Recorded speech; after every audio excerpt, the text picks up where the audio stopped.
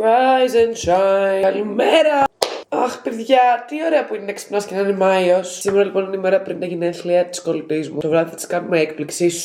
Μην της το πείτε. Αλλά πριν από αυτό θα βρεθούμε στο κέντρο για να κάνουμε ψώνια. So, let's get ready. Let me put you on to something. Cicaplast Bomb B5 Plus κρέμα από La Roche-Posay. Αυτό το προϊόν είναι που το χρησιμοποιείς κάθε μέρα, πρωί, βράδυ, παντού, όλη η οικογένεια. Μπορεί να το χρησιμοποιήσεις εσύ, η μαμά σου, ο μπαμπάς σου, ακόμα και το παιδάκι σου. Από τα πιο versatile και easy to use προϊόντα και safe προϊόντα. Τη βάζω κυρίως στην ουλή μου. Ειδικά τώρα που ανοίγει ο καιρός και φοράω ανοιχτά μπλουζάκια, η ουλή μου ερεθίζεται από τον ήλιο. Οπότε χρειάζεται λίγη παραπάνω φροντίδα για περιποίηση, για να μην πονάει. Η σύνθεση της είναι πάρα πολύ ολοκληρωμένη, οπότε μου προσφέρει την κατάλληλη θρέψη και προστασία στην ουλή μου. Δηλαδή κυρίως τη χρησιμοποιώ και πάρα πολύ στο πρόσωπο ως ενδετική. Βάζω πολύ μεγαλύτερη ποσότητα από αυτήν και απλά πασαλίβω όλη τη μούρη μου και τα χείλη μου. Προστατεύει πάρα πολύ το ξηρό δέρμα, που εγώ έχω ξηρό δέρμα γενικά. Και αποκαταστά τη λειτουργία του φραγμού του δέρματός σου. Οπότε, you know, it feels good. Λειτουργεί κυριολεκτικά σαν ένα βραδινό overnight face mask ενυδάτωσης και ξυπνάς και είσαι hydrated. Νιώθω πως δεν θέλω καν να βαφτώ. Δηλαδή θα βάλω λίγο αντιλιακό. Δεν ξέρω. Να βαφτώ λίγο, λέτε.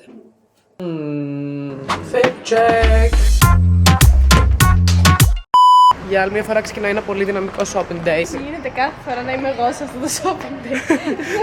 Σκέψα άλλη μια φορά με τη Μάγια στο shopping day.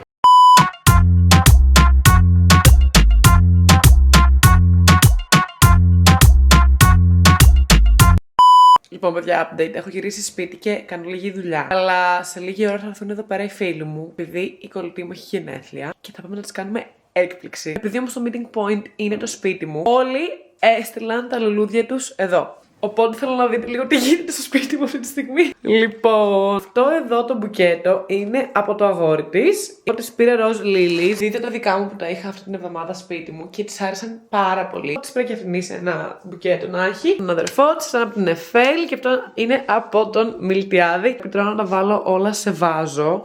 Έχω μαζέψει κυριολεκτικά ό,τι βάζω έχω στο σπίτι μου για να χωρέσουν όλα αυτά τα λουλούδια.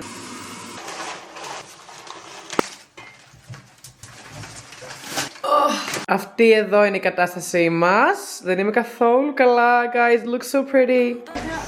Πάμε να κάνουμε την έκπληξη. Τέλος. Happy birthday